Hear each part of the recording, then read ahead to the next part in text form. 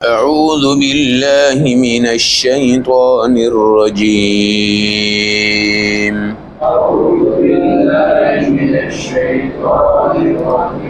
بسم اللہ الرحمن الرحیم تلاوت کردہ آیات مبارکہ کا ترجمہ۔ الم ترى، اے ہمارے محبوب، کیا آپ کو یہ پتہ نہیں ہے کہ ان اللہ، بے شک اللہ وہ ذات ہیں، یسبح لہ من فی السماوات، آسمان کی تمام مخلوقات اللہ کی پاکی بیان کرتی ہیں، والارض، اور زمین کی تمام مخلوقات اللہ کی پاکی بیان کرتی ہیں، والطیر صافات، اور پرندے بھی صف در صف اللہ کی پاکی بیان کرتے ہیں، کل قد علم صلاتہ و تسبیحہ، ہر پرندے کو اپنی عبادت اور تسبیح کا علم ہوتا ہے، واللہ علیم بما یفعلون، اللہ ان کے اعمال سے باخبر ہے، وللہ ملک السماوات والارض، آسمانوں کی بادشاہت، زمینوں کی بادشاہت تو اللہ کے لیے، وإلی اللہ المصیر، سب نے اللہ کی طرف لوٹ کے جانا ہے۔ آیت نمبر 41-42، پارہ نمبر 18، سورۃ النور۔ انسان کو اشرف المخلوقات تو اللہ نے بنایا ہے،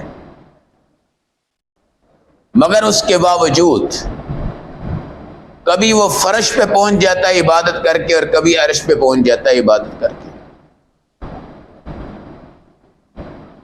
دنیا کے اندر اللہ کی کچھ مخلوقات اس طرح کی ہیں جو ہر وقت کہتی ہیں اللہ ایک ہے، اللہ پاک ہے، اللہ ایک ہے، اللہ پاک ہے۔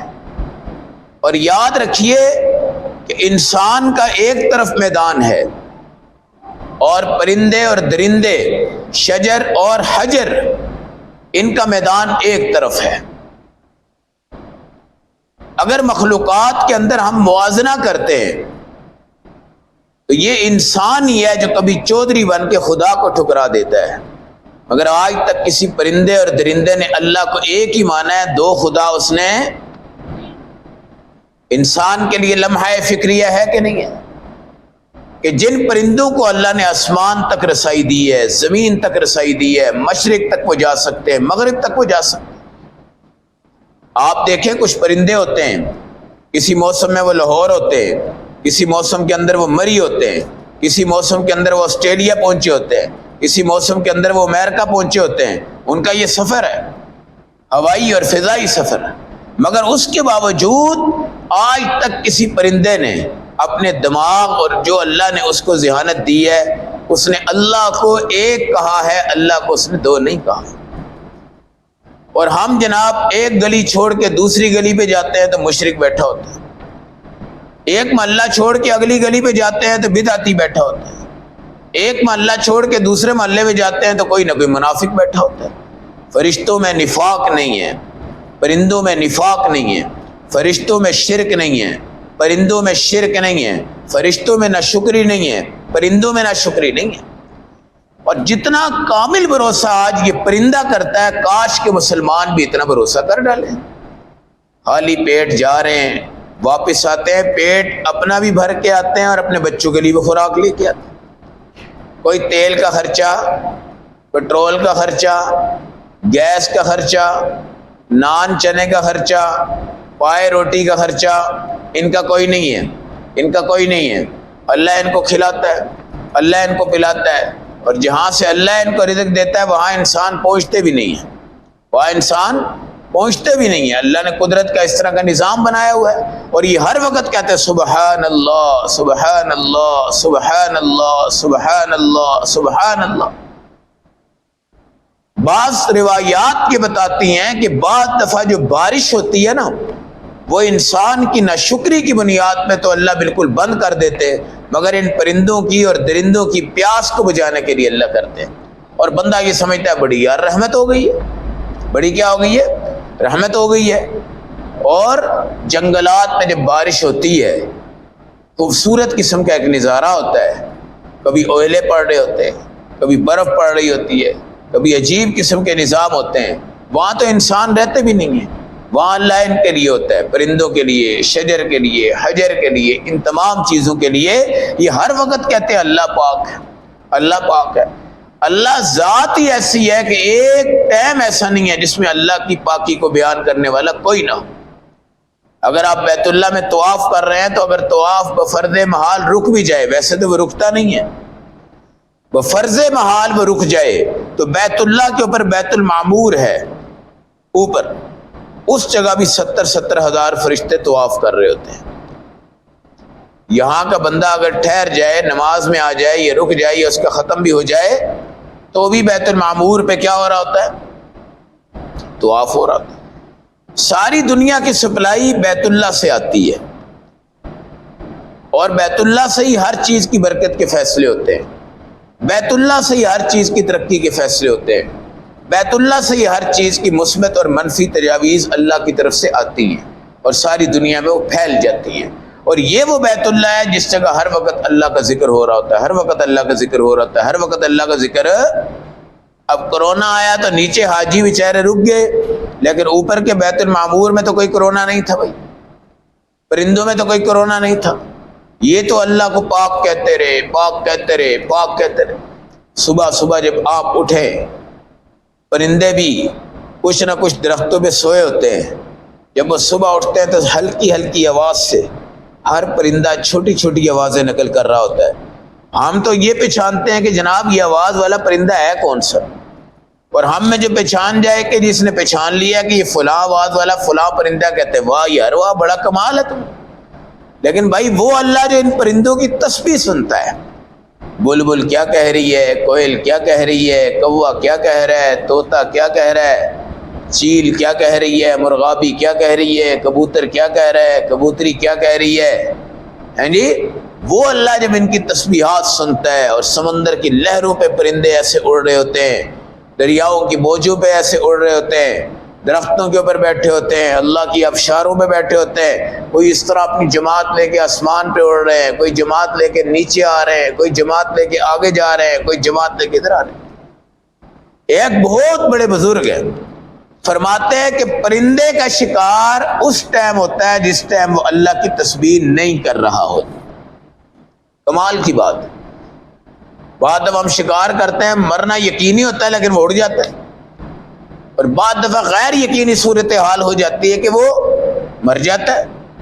بزرگ فرمانے لگے کہ مچھلی بھی جال میں اس ٹائم آئے گی جس ٹائم وہ اللہ کے نام کو چھوڑ کے ذرا بیٹھی ہوگی، اور پرندہ بھی اس ٹائم ہی شکار ہوتا ہے جس وقت وہ، اس لیے ان میں تو بھائی کوئی گناہ ہی نہیں ہے، یہ تو بے حساب ہیں۔ یہ جب اللہ کی پاکی بیان کرتے ہیں تو اللہ ان کی پاکی قبول فرماتے ہیں، یہ جب سبحان اللہ کہتے ہیں تو اللہ ان کی سبحان اللہ قبول فرماتے ہیں۔ مسلمان جو ادھر درباروں پہ، مزاروں پہ مردوں کی پوجا جا کے کر رہا ہے، عبادت کر رہا ہے، اس کو یار ان پرندوں سے سبق سیکھنا چاہیے۔ اور بھائی انہوں نے کبھی شرک کیا ہے؟ کبھی ان کی پیاس، کبھی ان کی روٹی کا مسئلہ ہو اور یہ بھی بگڑ گئے ہوں، یہ بھی بگڑ گئے ہوں۔ اللہ کا یہ نظام قدرت ہے، اور مسلمان جو ان کو ذبح کر کے کھا جاتا ہے، ہڑپ کر جاتا ہے جی، یہ بٹیر کھا جاتا ہے جی، اور مرغے کھا جاتا ہے، جنگلی ککڑ کھا جاتا ہے، ہرن کھا جاتا ہے، خرگوش کھا جاتا ہے، تمام چیزیں کھا جاتا ہے، اور بڑے بڑے شکار کر کے کھا جاتا ہے۔ اس کو کیا پتا کہ جس شکار کو تم کھا رہے ہو یہ شکار تو اللہ کی تسبیح کرنے والا ہوتا ہے، شکار تو اللہ کی پاکی بیان کرتا ہے۔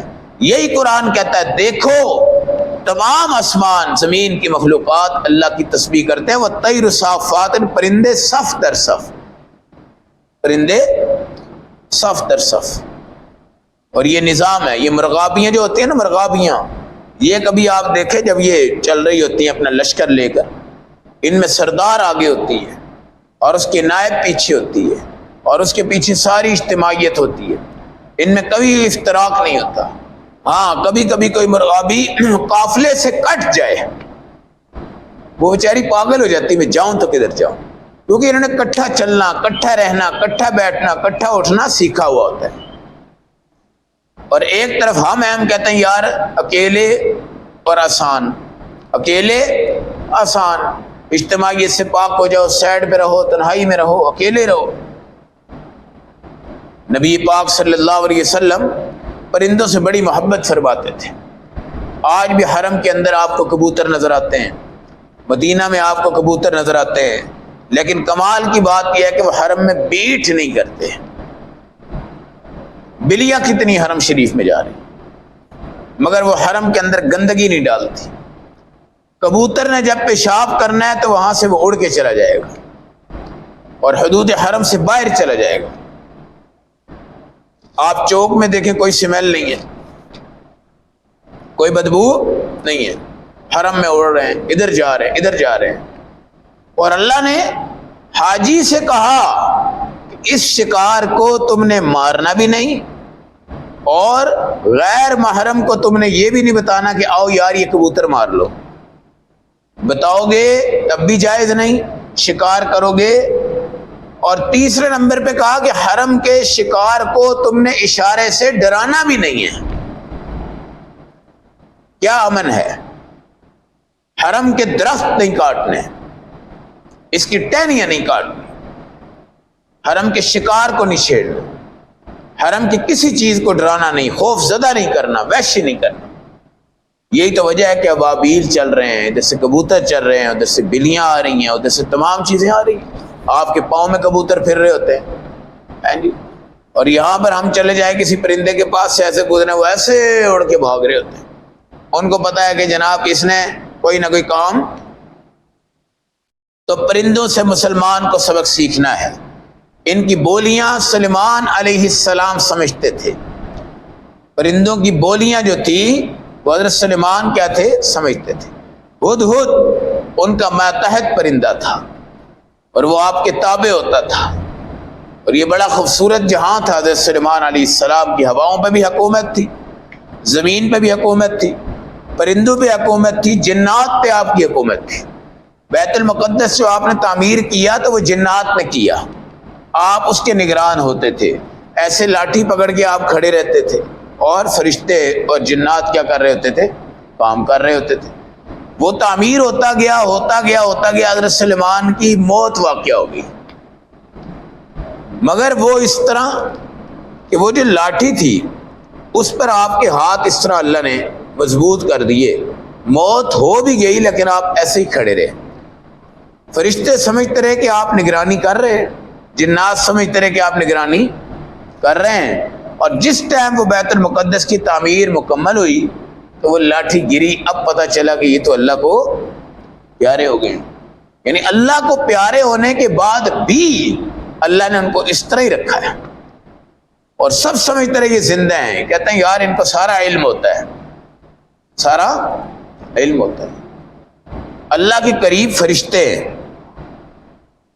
یا فرشتوں سے اوپر اللہ کا جو قرب ملا ہے وہ نبی پاک علیہ السلام کو ملا ہے۔ باقی تمام انبیاء جو ہیں وہ فرشتوں کی سطح سے نیچے ہیں، کیونکہ 7ویں آسمان سے اوپر سدرۃ المنتہا تک فرشتے جاتے ہیں۔ خیر، مقام نبوت تو بہت اونچا ہے، میں صرف ان کے سطح کی بات کر رہا ہوں کہ فرشتے وہاں سے اوپر بھی جاتے ہیں۔ قرآن کہتا ہے وَلِلَّهِ مُلْكُ السَّمَاوَاتِ، آسمانوں کا بادشاہ بھی اللہ ہے، زمینوں کا بادشاہ بھی اللہ ہے۔ ہم ویسے ہی سیاسی جماعت کو لے کے بادشاہ بنانے کے چکر میں اپنا وقت ضائع کرتے رہتے ہیں، اور یہاں پر ایک ایک صوبے، ایک ایک ایم پی اپنے علاقے کے سیٹ کے لیے کتنی رشوت دے دیتا ہے، کتنی اکاؤنٹیں غلط کروا دیتا ہے، کتنی یہ کر دیتا ہے، کتنی وہ کر دیتا ہے، لیکن اس بادشاہ کی کوئی حیثیت نہیں ہے۔ اللہ کا فقیر عبادت گزار بادشاہ ہے، اور یہ جو بادشاہ ہم بنا کے بٹھاتے ہیں یہ بیچارے تو یتیم ہیں۔ یہ کیا ہے بھائی؟ یتیم کس کو کہا گیا؟ فقیر کس کو کہا گیا ہے؟ کہ جس کا روزہ صحیح نہیں، جس کی نماز ٹھیک نہیں، جس کا قرآن ٹھیک نہیں، جس کی داڑھی ٹھیک نہیں، جس کی عبادت ٹھیک ہے۔ اس اعتبار سے تو یہ ہمارے سیاستدان بھائی، اللہ جس کو ہدایت دے دے بہت اچھی بات ہے، لیکن عام طور پہ دیکھا ہے کہ عبادت کے اعتبار سے یہ لوگ یتیم ہیں، ان کو قل واللہ احد صحیح نہیں پڑھنی آتی، قل واللہ احد صحیح نہیں پڑھنی آتی۔ تو بادشاہت جب اللہ کی ہے، حکومت جب اللہ کی ہے، ملک جب اللہ کی ہے، تو ہمیں کیا ضرورت ہے کہ ہم 5 فٹ کے بندے بن جائیں اور خدا کے ساتھ شرک کریں، خدا کے ساتھ دوسروں کو چرائیں، اللہ دوسروں کو ماننا شروع کر دیں، اللہ فرماتے ہیں پھر تو تم سے یہ پرندے بھی اچھے ہیں، یہ درندے بھی اچھے ہیں، یہ درخت بھی اچھے ہیں، یہ تسبیحات بھی اچھی ہیں۔ تو جب پرندے اللہ کی پاکی بیان کرتے ہیں تو مسلمان تو اشرف المخلوقات ہے، اور یہ جو پرندے ہیں یہ تو اس کا شکار ہے اور اس کی غذا ہے اور اس کی خوراک ہے، لیکن وہ اللہ کی تسبیح کو نہیں چھوڑتے۔ آج ہمیں بھی اللہ کی عبادت کو، اعمال کو، نماز کو ہرگز نہیں چھوڑنا چاہیے۔ اسی کے ساتھ ہماری دنیا وابستہ ہے اور اسی کے ساتھ ہماری آخرت وابستہ ہے۔ اللہم صلی وسلم۔